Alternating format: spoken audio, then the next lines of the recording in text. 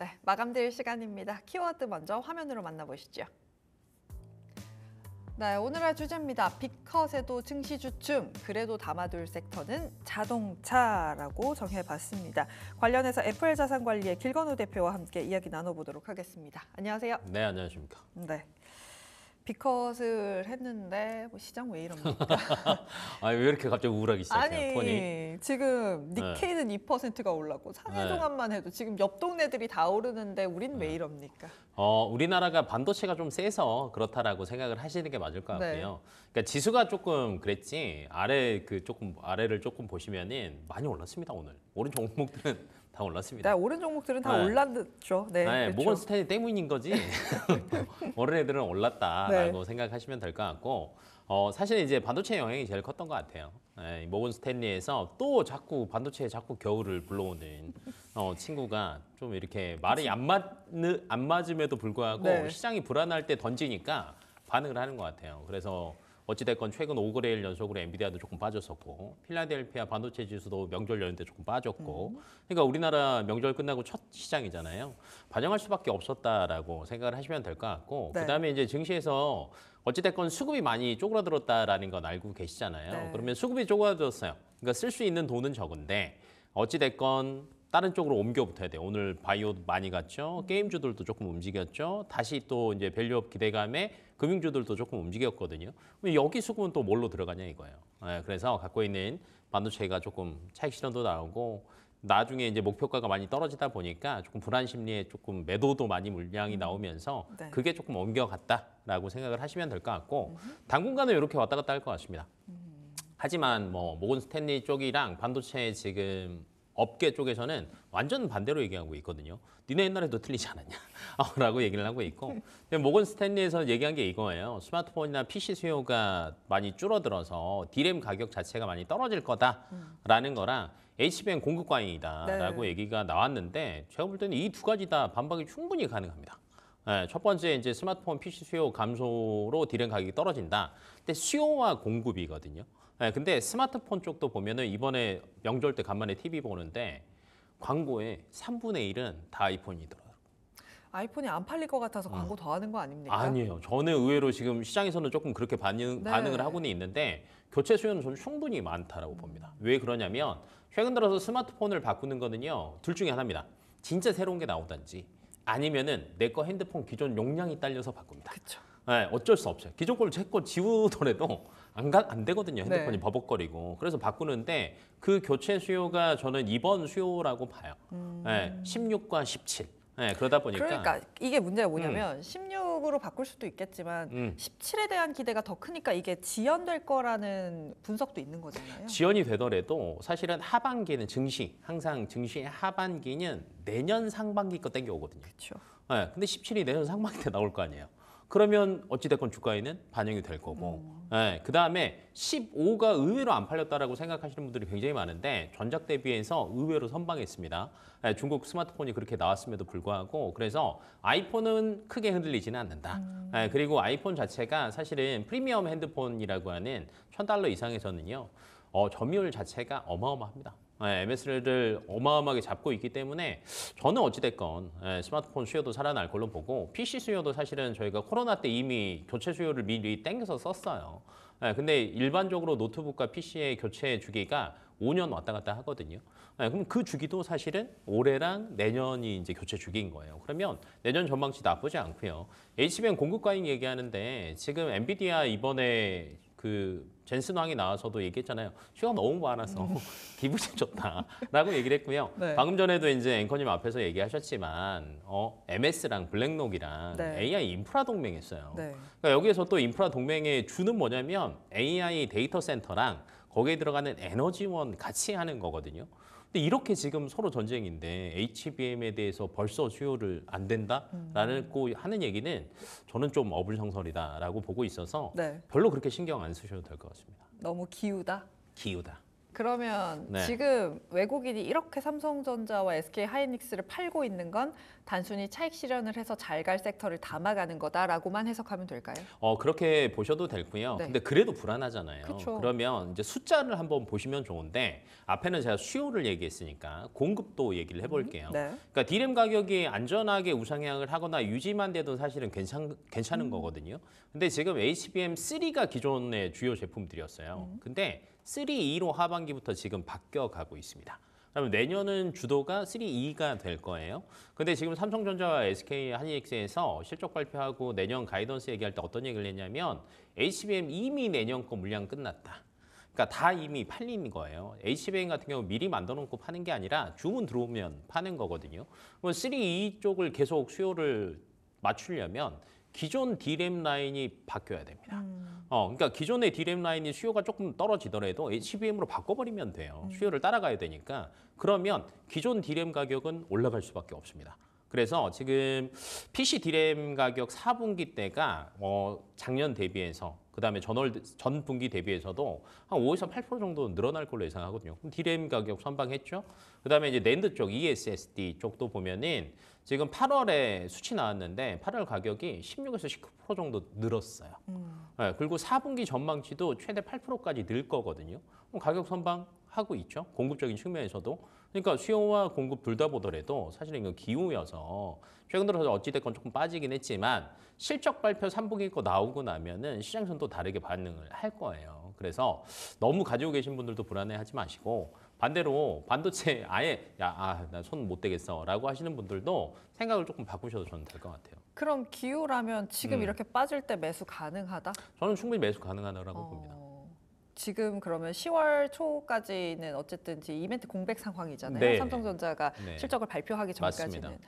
그 전까지 조정이 오면 충분히 매수 기회로 삼을 수 있다라고 해석을. 저는 충분히 보고요. 왜냐하면 이제 금리 인하를 비컷을 했어요. 네. 근데 시장에서 그 10월까지 그 말 그대로 공백기가 있어요. 실적 네. 발표 전까지. 그 다음에 또 그 사이사이에서 대선 때문에 이슈가 무진장 왔다 갔다 할 겁니다.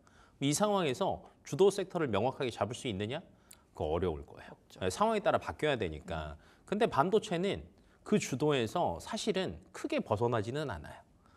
그러니까 2년, 3년을 쭉 본다라고 하면 반도체를 빼는 전문가는 없을 거예요. 그렇죠. 증권사 리포트들도 마찬가지고요. 근데 이제 지금 당장 최근에 HBM에 대한 수요 때문에 너무 주가가 선반영이 됐다 보니까 이게 이제 우려감이 겹쳐진 거죠. 안 그래도 더 갈까 하고 있는데 모건 스탠리가 찬물을 쫙 끼얹어 버리니까 그래 좀 그랬지 하면서 빠지고 그다음에 비커 됐으니까 금리 인하 지금 안 그래도 0.5% 했는데 두 번 남은 거 0.25, 0.25 또 할 거야. 그다음에 내년에 1% 정도 할 거야. 그러면 지금 금리 딱 반이에요. 내년이 지나면 그러면 금리 인하 시작이야. 피벗 됐네. 그러면 금리 인하기 때 갈 섹터 뭐야?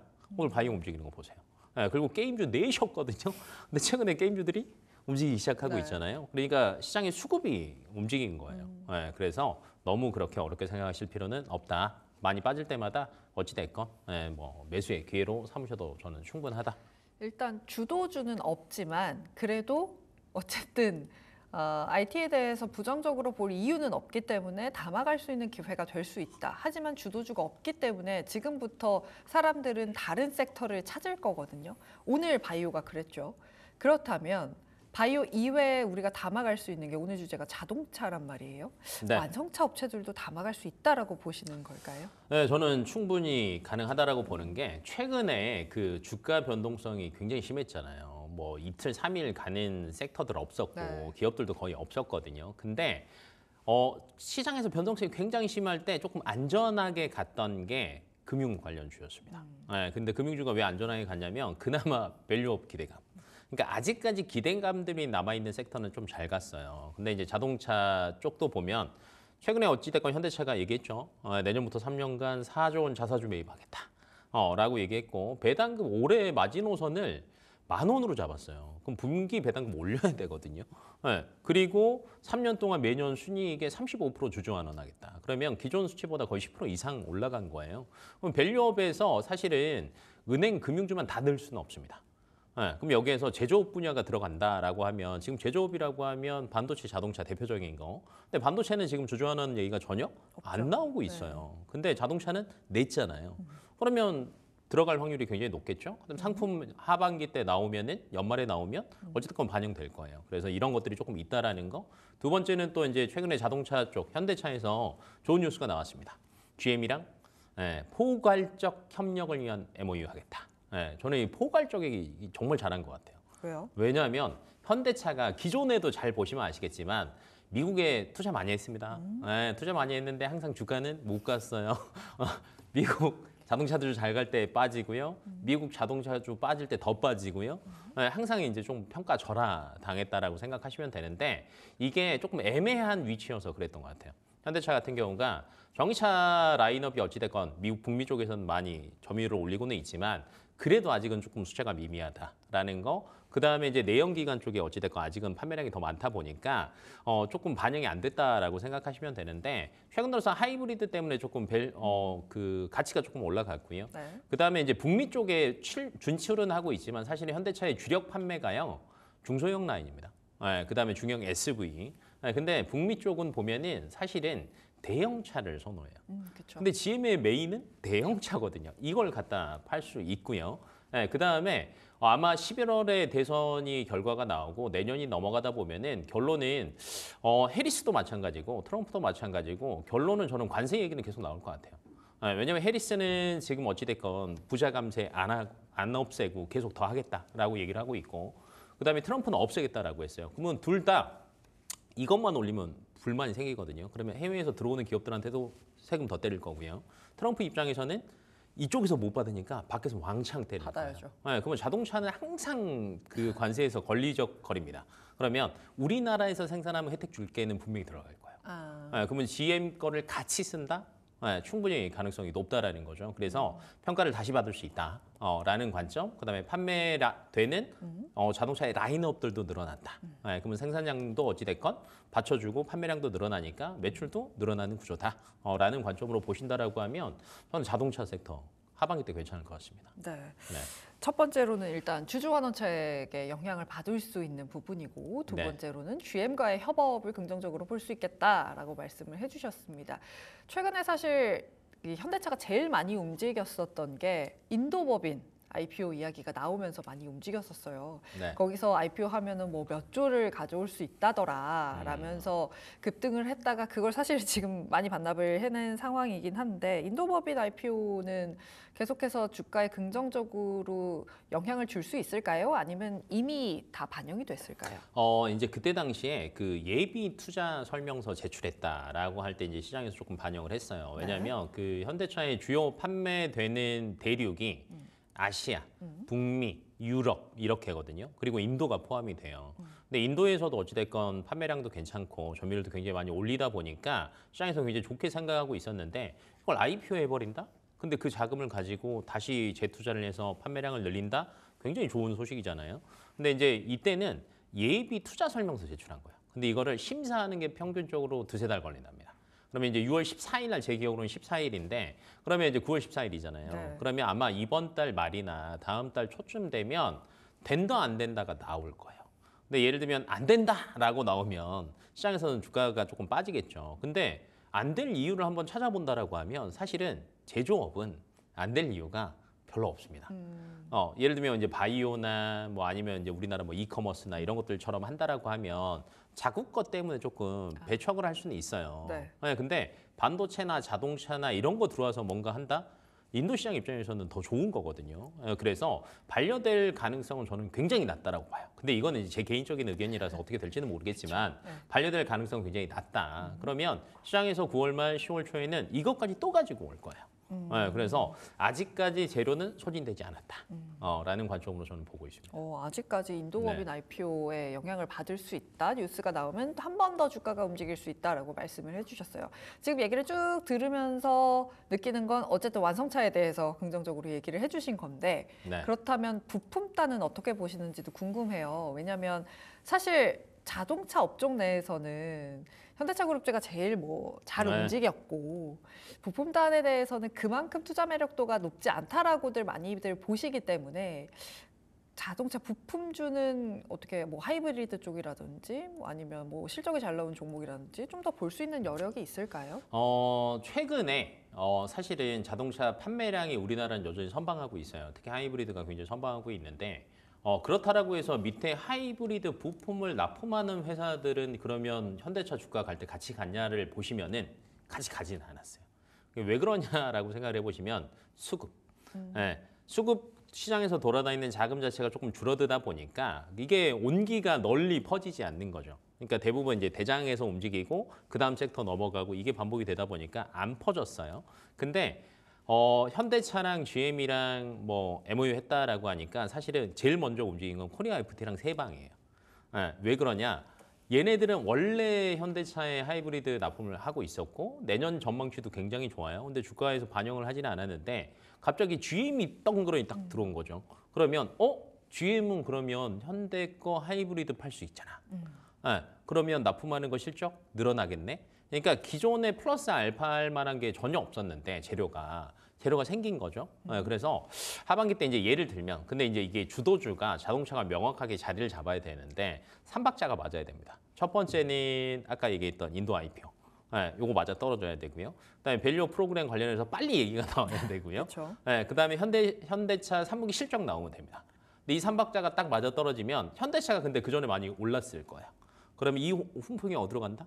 부품주. 부품단으로 간다. 그래서 조금 퍼질 수 있으니까 조금 그렇게 생각을 하시면 될 것 같고 단기적으로 볼 때는 여전히 하이브리드 쪽이 조금 왔다 갔다 움직일 거니까 변동성이 있을 거니까 네. 단기적으로 보시면 그쪽 보시고 3박자 마저 떨어지는 게 보인다라고 하면은 전체 다 보셔도 될 것 같아요. 인도법인 IPO, 네. 또 주주환원책, 네. 그리고 마지막에 실적 세 실적, 가지가 3분기 맞아야 실적. 된다. 네. 그래야 부품단까지 훈풍을 받을 수 있다라고 정리를 해주셨습니다. 그렇다면 자동차 업종 내에서 탑픽은 역시나 현대차. 네, 지금은 현대차가 제일 안전한 네. 선택지라고 생각하시면 될 것 같고 네. 지금 현대차가 8월 자동차 수출 우리나라 데이터는 나왔어요. 근데 이게 50.6억 달러 나왔습니다. 역대 두 번째 네. 규모고요. 뭐 특히 HEV라고 하는 저희가 하이브리드 판매량이 작년 대비해서 61% 올랐습니다. 그래서 여전히 실적 자체는 저는 3분기 실적이 굉장히 좋을 거라고 예상하고 있고요.